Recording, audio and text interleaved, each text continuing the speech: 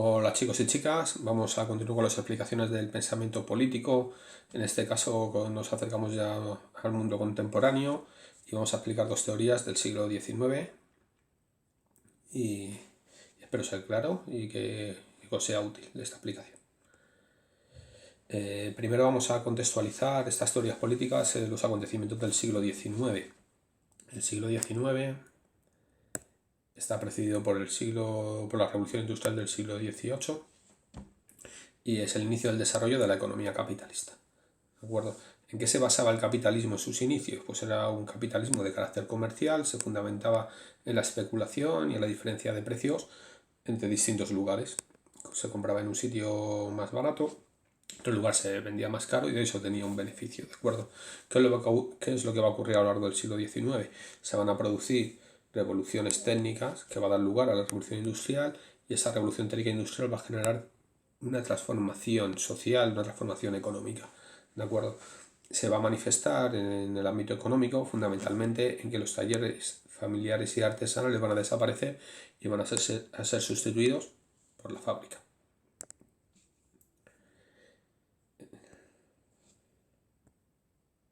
Se va a dar una diferenciación, una separación entre un grupo humano que van a ser los trabajadores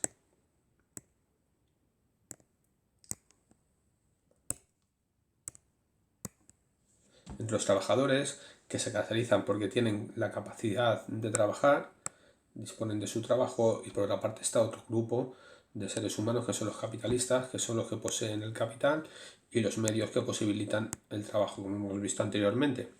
El trabajo se va a desarrollar en la fábrica, pues son los dueños de las fábricas, ¿de acuerdo? Se producen una serie de cambios que van a generar que el pequeño campesino se arruine.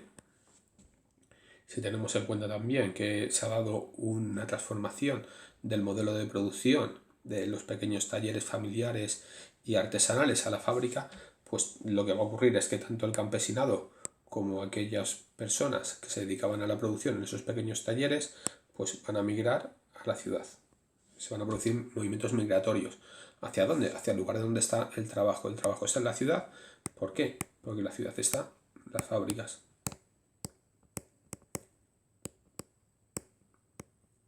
Están las fábricas, ¿de acuerdo? Que se van a producir en esos entornos de las urbes, pues se van a producir grandes aglomeraciones de personas que se van a encontrar en ¿qué? En condiciones de vida miserables, con muchísima pobreza, ¿no?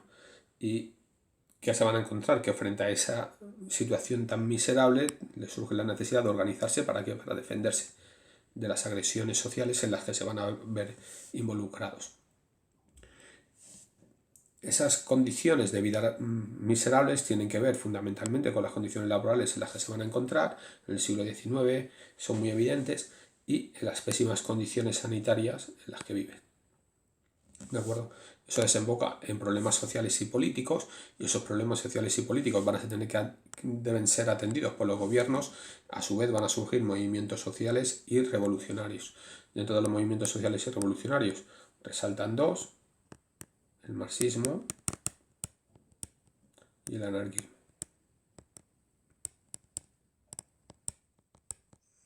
¿De acuerdo? ¿Qué ponen de manifiesto estos problemas sociales y políticos? Pues que es necesario revisar el liberalismo, es decir, el capitalismo. Porque ha desembocado una situación de miseria y de conflictividad que ha generado pues esos movimientos sociales, y que los gobiernos no son capaces de satisfacer esas demandas de las personas que están viviendo en tales circunstancias. Por lo tanto, esa revisión del liberalismo que lleva a adoptar políticas proteccionistas, a proteger a esa población de esas condiciones de vida tan miserables que se caracterizan por unas condiciones laborales muy abusivas y unas pésimas condiciones sanitarias. Dentro de los dos autores que vamos a ver, el primero de ellos es John Stuart Mill, que es uno de los representantes más importantes del liberalismo, y lo vamos a ver en dos partes. En esta primera vamos a tener en cuenta dos textos suyos sobre la libertad y el utilitarismo. El utilitarismo es una tendencia filosófica que a Mill le llega a través de Jeremy Bentham y de James Mill. James Mill es el padre de John Stuart Mill, y el fundamento de la teoría de Mill es la libertad. ¿De acuerdo? Entonces tenemos aquí una vinculación con los dos textos que he comentado sobre la libertad y el utilitarismo. ¿El utilitarismo en qué se basa? En el principio de utilidad. ¿Qué es el principio de utilidad? Pues que el principio de utilidad lo que indica es que el sujeto debe actuar no solo buscando su propio bien, sino el de la humanidad entera.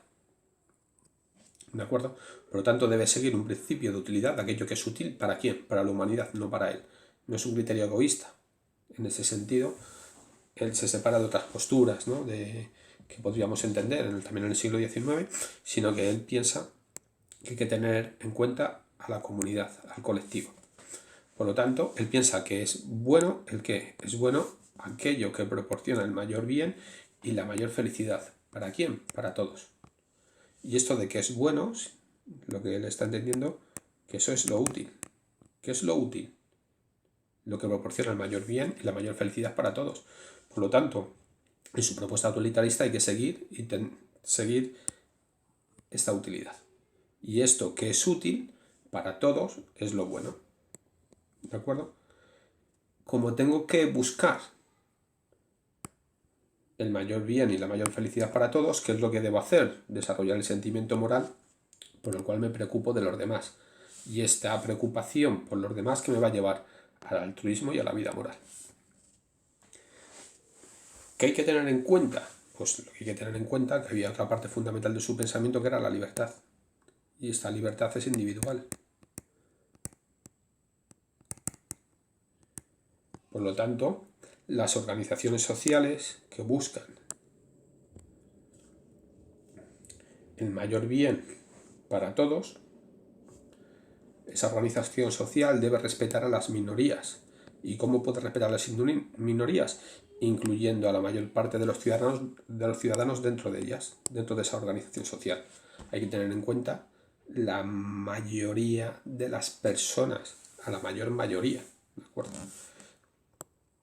El individuo, por su parte, debe protegerse de los abusos de la comunidad, debe tener cuidado con ellas, porque claro, si buscamos el mayor bien para la mayoría, puede ser que ese bien para la mayoría sea un perjuicio para una minoría. Entonces eso hay que compensarlo. Y eso es muy difícil compensarlo, pero eso es lo que propone Mill que hay que hacer. Y la felicidad, que es un bien individual, Mill piensa que hay que subordinarla ¿a qué? A la libertad y la dignidad. La libertad es el fundamento de su pensamiento político. Ahora pasamos a la propuesta económica de John Stuart Mill. Escribe un texto que son los principios de economía política. A partir de aquí se va a hacer una propuesta, o va a desarrollarse una propuesta de lo que luego se va a llamar el estado de bienestar.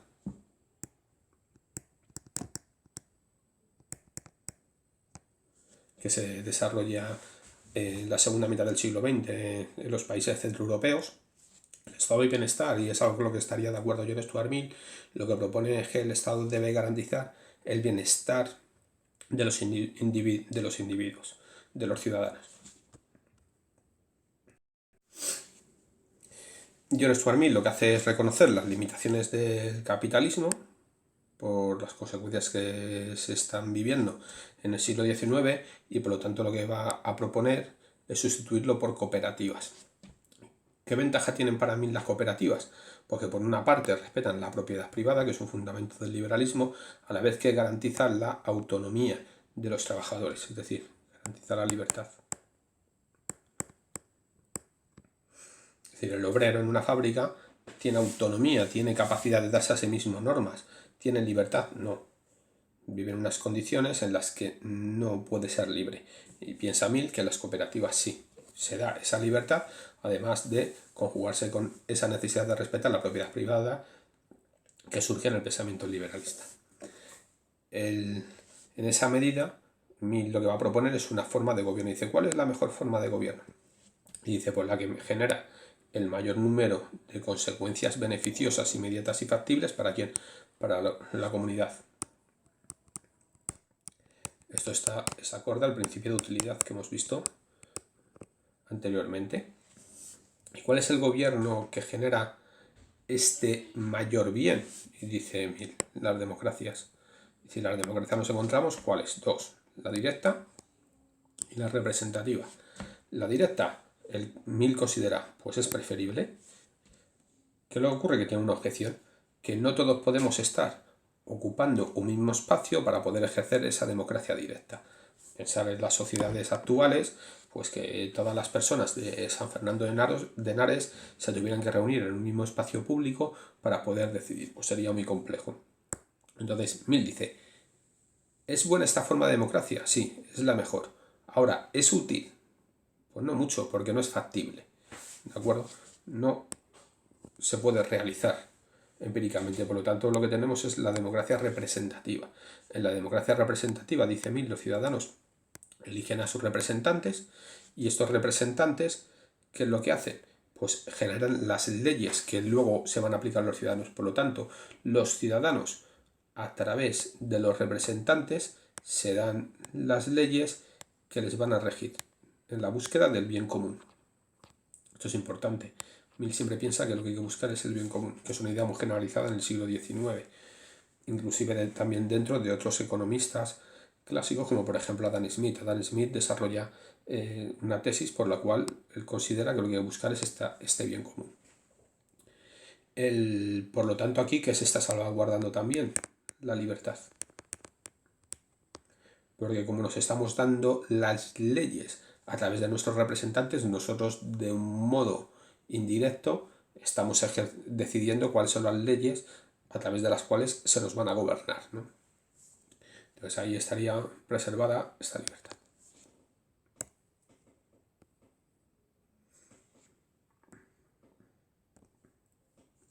Por lo tanto, esa voluntad que nos lleva a la búsqueda del bien común es la voluntad de la mayoría y la voluntad del pueblo, perdón, y la voluntad del pueblo es la voluntad de la mayoría. ¿Qué es lo que puede ocurrir? Pues que hay que tener en cuenta dos casos. Que la mayoría puede identificar lo beneficioso para ellos mismos como lo beneficioso para la comunidad, que eso ocurrirá, lógicamente, y luego puede ocurrir también que un individuo considere útil para él como algo bueno, algo, pero que a su vez eso sea considerado como perverso por la mayoría.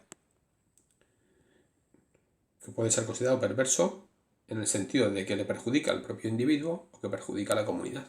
Y como lo que hay que buscar es el bien mayor, siguiendo el principio de utilidad, ese individuo no puede actuar en contra del beneficio de la comunidad. Entonces hay un límite ahí. El otro autor que nos encontramos en el siglo XX sería Karl Marx, nace en 1818, fallece en 1883. Tenemos dos textos que vamos a seguir en esta aplicación. El Capital, que son 3 volúmenes, él publicó en vida el primer volumen, los otros 2 volúmenes los publicó su amigo y compañero Engels, y los manuscritos de Economía y Filosofía, que son escritos en 1844, pero que no son conocidos hasta el siglo XX. ¿De acuerdo? ¿Qué caracteriza el pensamiento de Marx? Que frente a la libertad que predomina en el liberalismo, él lo que va a proponer, ¿qué es? Él lo que va a proponer es la igualdad. ¿De acuerdo? Él considera que el hombre es un ser social y que su actividad social fundamental es el trabajo. ¿El trabajo qué es? El trabajo es la transformación de la naturaleza para satisfacer necesidades. Por lo tanto, el hombre lo que hace es humanizar la naturaleza.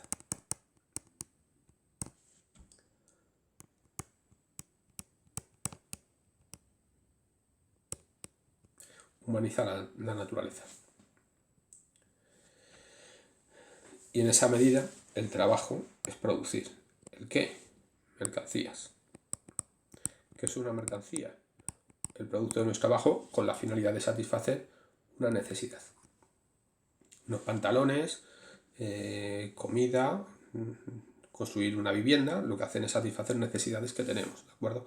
Y esa actividad del trabajo en esa función de producir, lo que da lugar es a la producción.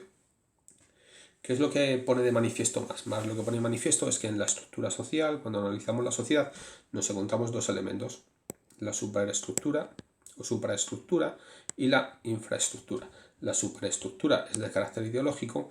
¿Y qué es la ideología? La ideología es un discurso que lo que viene es a justificar la realidad de las cosas tal y como son.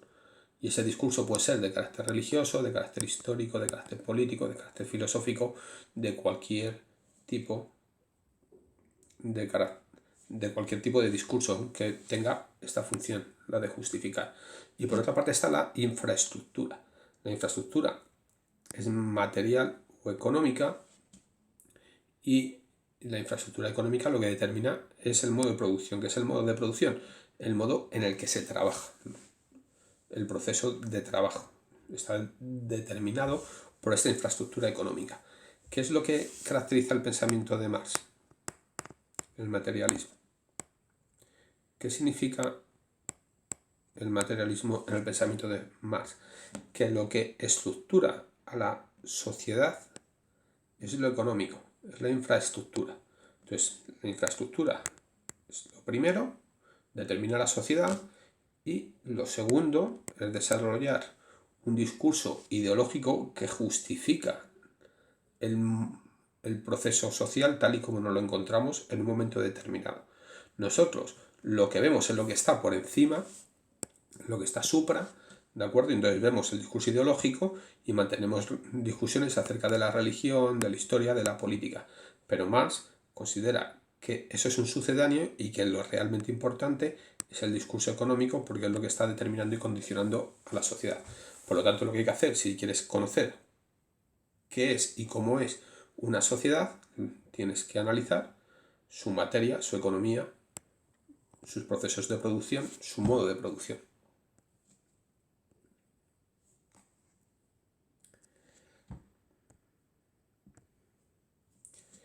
En los manuscritos de Economía y Filosofía, más lo que desarrolla es una concepción de la alienación, que es un término muy importante dentro de la teoría marxiana, la teoría de Marx. Entonces, alienación, ¿qué es? Es estar fuera de sí mismo. Alienación viene del latín, de alius, que significa otro, diverso, diferente. Es decir, a través de la alienación lo que hago es estañarme, dejar de ser quien soy para ser otro. ¿Eso cómo se realiza? Se realiza a través del proceso de producción, que es decir, del modo en el que se trabaja en la sociedad capitalista. Y lo vamos a ver ahora. Más diferencia dentro de la alienación ideológica y la económica. La ideológica sería las justificaciones coartadas de la explotación del hombre por el hombre, y la económica sería causa del resto de alienaciones. Esto tiene que ver con el materialismo. Tenemos dos tipos de alienaciones: la económica, que es la material y que pertenece a la infraestructura económica, y la ideológica pertenece a la supraestructura, lo que está por encima.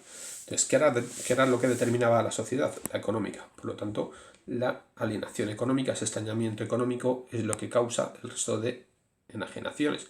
Y el resto de enajenaciones, de alienaciones, lo único que pretenden es justificar la situación. ¿Qué situación hay que justificar? La situación económica. Pero lo primero es lo económico. ¿Y cuál es la causa de la alienación económica? Y dice más: la apropiación del beneficio del producto del trabajo del proletariado. El proletariado son el conjunto de los trabajadores. ¿Por parte de quién? Del capitalista o del burgués, dice Marx. ¿De acuerdo? ¿Y qué es lo que produce el trabajador? ¿Qué es lo que produce el trabajo? Y podríamos contestar que es una mercancía, y ciertamente sí, pero lo que le interesa a Marx es poner de manifiesto que realmente lo que se produce es valor. Y este valor es de lo que se apropia el capitalista. Y esto vamos a ver ahora a qué se está refiriendo Marx y la importancia que tiene dentro de su pensamiento.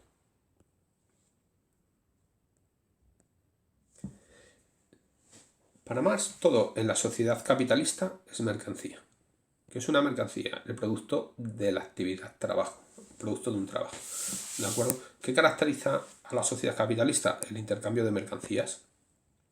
Entonces, si yo soy un productor y produzco pantalones, acuerdo? ¿Qué es lo que ocurre? Que tengo pantalones, pero no tengo manzanas. ¿Sí? Una manzana. Entonces, ¿qué es lo que ocurre? Que yo tengo que conseguir intercambiar mis pantalones, que es la mercancía que yo produzco, por manzanas, que es lo que produce un agricultor. Entonces yo cojo mis pantalones, mi mercancía pantalones, me voy al agricultor y digo, oye, quiero cambiarte mi mercancía pantalones por tu mercancía manzana. Y él dice, vale, porque no tengo pantalones, pues se la han roto, necesito pantalones, y está de acuerdo en hacer ese trato. Entonces yo, para intercambiarlo, tengo que establecer una equivalencia. Es decir, ¿cuántas manzanas me van a dar por mis pantalones? Y el otro señor pensaba lo mismo. ¿Cuántos pantalones me vas a dar por mis manzanas? Entonces hay que determinar el valor, que Marx llama aquí valor de cambio. ¿De acuerdo? Entonces, ¿cómo se determina este valor de cambio? Dice, el valor de cambio se determina por el tiempo socialmente necesario para producir la mercancía. ¿Esto de dónde lo saca Marx? Lo saca de Adam Smith y de David Ricardo, que son los economistas clásicos, que será la base del pensamiento liberalista. El tiempo socialmente necesario, es decir, si socialmente son necesarias 2 horas de trabajo para producir unos pantalones, pues entonces el agricultor me dirá, pues más o menos yo en 2 horas lo que consigo producir de manzanas pues es 1 kilo, por decir una cantidad que no lo sé exactamente. Y me dice, pues ahora, por un pantalón, pues yo te doy 1 kilo de manzanas.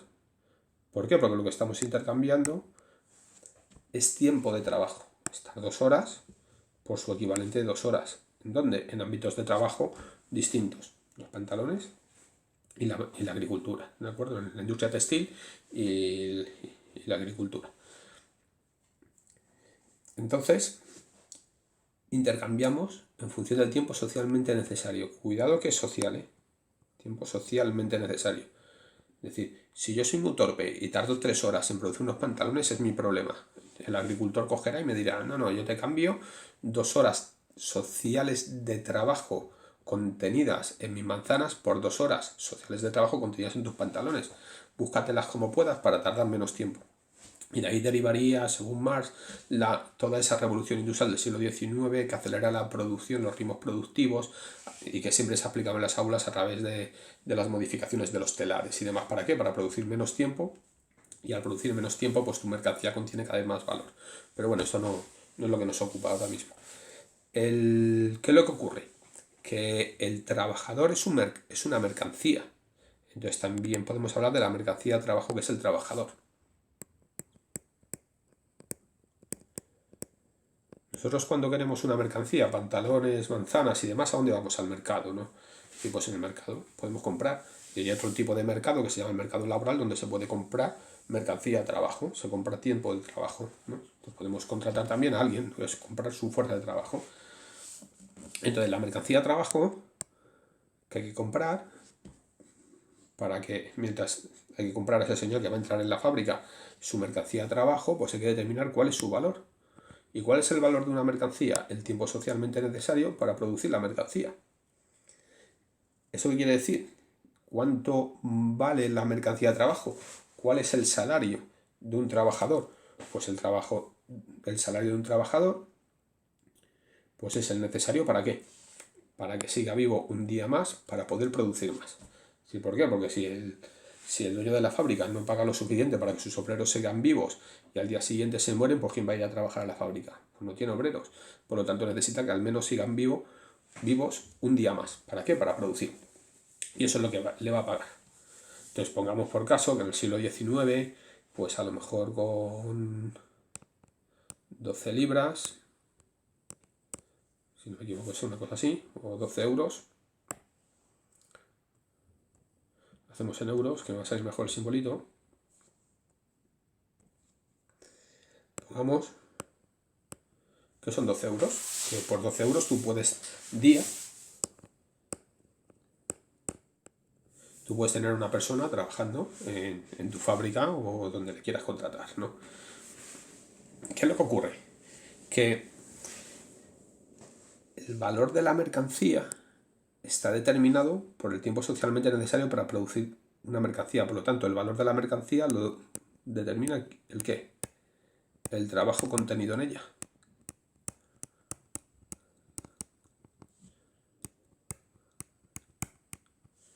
¿De acuerdo? El valor de la mercancía lo determina el tiempo de trabajo contenido en ella. Eso es importante. ¿Por qué? Porque entonces tenemos una mercancía, que es la mercancía de trabajo, que produce valor. Y es una mercancía distinta de las demás, que simplemente lo contienen. ¿De acuerdo?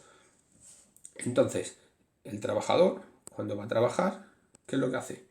Pues trabaja, y al trabajar produce valor y primero reproduce su valor durante una parte del trabajo. Va a producir esas 12 horas, perdón, esos 12 euros, que es el valor de la mercancía a trabajo, pero una vez que ha alcanzado esos 12 euros, ¿se va a su casa? No, sigue trabajando. Y entonces sigue generando valor. Pero como es un valor de más que va más allá de lo que vale su trabajo, de lo que vale su mercancía a trabajo, Marx lo llama plusvalor. Y dice Marx, ¿este plusvalor qué ocurre con él? Y dice, pues se lo queda el capitalista, que es el poseedor de ¿qué? De los medios de producción, de la fábrica. Y en este quedarse el capitalista el valor de más es donde se produce la alienación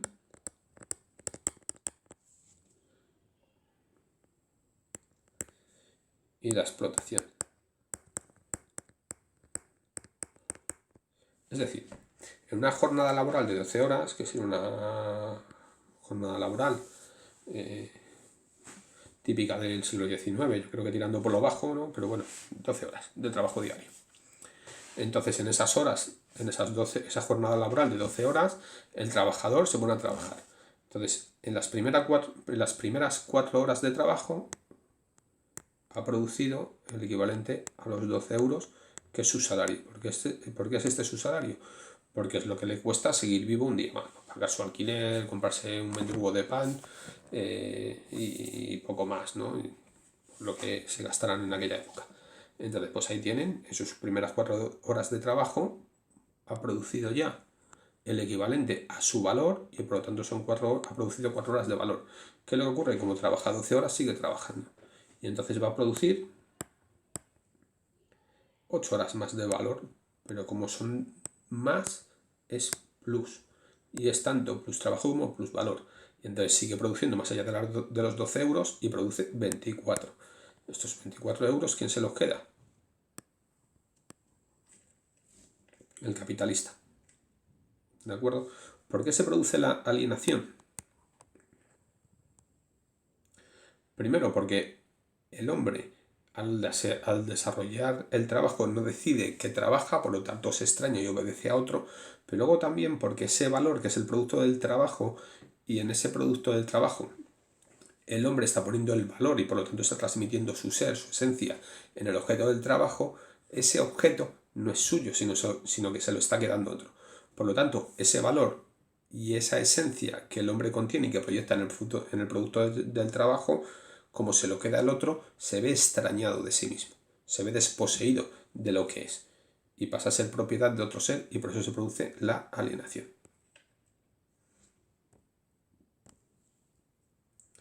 Frente a esto, ¿qué es lo que propone Marx? Pues la propuesta de Marx es la revolución socialista.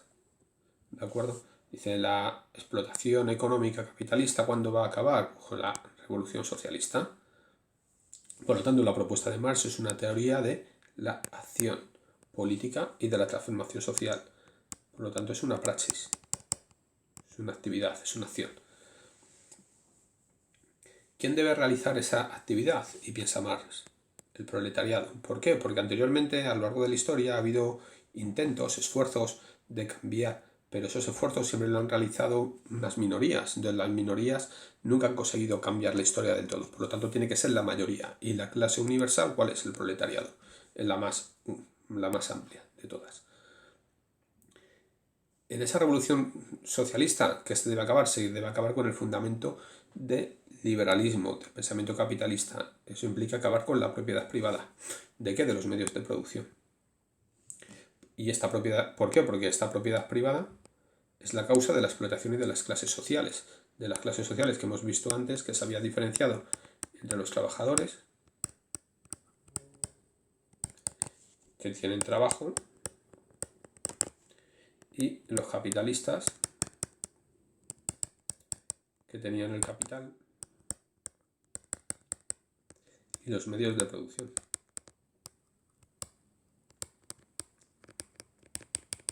Lo que piensa el marxismo, que es su propuesta, es que si nosotros acabamos con esto, con la diferenciación entre quien tiene el trabajo, el capital y los medios de producción, se acaba con esta diferenciación entre trabajadores y capitalistas, y entonces se acaba también con las clases sociales y con la confrontación de intereses entre las distintas clases sociales. Y como fruto de la revolución, pues se llegaría al fin de la propiedad privada, al fin de la lucha de clases y al fin de la alienación y del Estado. ¿De acuerdo? El Estado es un tránsito para más, pero luego al final lo que quedaría sería una situación de hombres que viven en libertad y que trabajan cooperativamente unos con otros, en beneficio de todos. Y con esto pues hemos explicado las teorías políticas del siglo XX propuestas en el libro John Stuart Mill y Marx, y espero haber sido claro, que os haya resultado útil, y nada, pues un saludo, chicos y chicas.